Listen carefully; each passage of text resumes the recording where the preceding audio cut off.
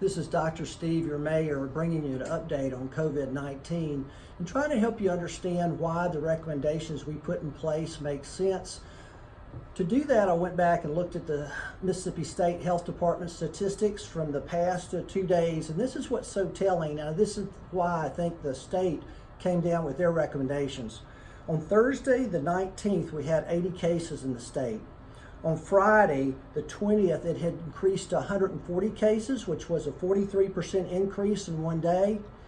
From that Friday at 140 cases to Saturday, we had 207 cases, which is another 48% increase. So we have 43 and 48%, almost 50% increases each day.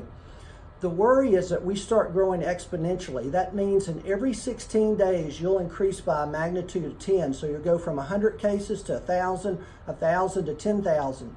The only way we can break that cycle is reduce our person-to-person contact. And so that's why these recommendations were put in place. So by having curbside meal service or drive-up meal service, it prevents congregation of people indoors. Closing bars and clubs, again, prevents congregation of people indoors. Trying to reduce exposure of more than 10 people, so parties less than 10 people, again, reduces the potential of having to spread it. When I was looking at the statistics, I found this very telling. On Friday, when there was 140 patients, 48% of the patients were less than 50 years old. So I'm going to make an assumption. If all the people that are older and sicker are staying indoors, where's it being spread? Now, of the people, all those the 140 people, there was a 24% admission rate. That means 1 out of every 4 people are being admitted with this. This is serious. And so we had to get serious too, as well as all the other cities along the coast. And that's why we're doing it. It's not to hurt anybody or hurt a business. We just need to call a timeout to as much activity where there can be person-to-person contact so we can try to reduce or flatten the curve of growth of the virus. So that's why. Second thing I want to talk to you about, caregivers in the trenches. You know who you are. Maybe you're working a grocery store and you're working every single day. Maybe you're a police officer or a healthcare worker. You need to take a time out. You can't keep up working every single day without having a time, an afternoon when you unplug, get away from the phone and text, and just have a down day. Your performance will be much better if you do that, but you can't keep doing that every single day. That's the personal care that you're going to have to try to exercise yourself.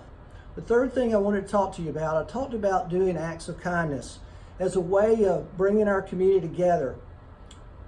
We have more of a potential to be socially isolated now than ever before.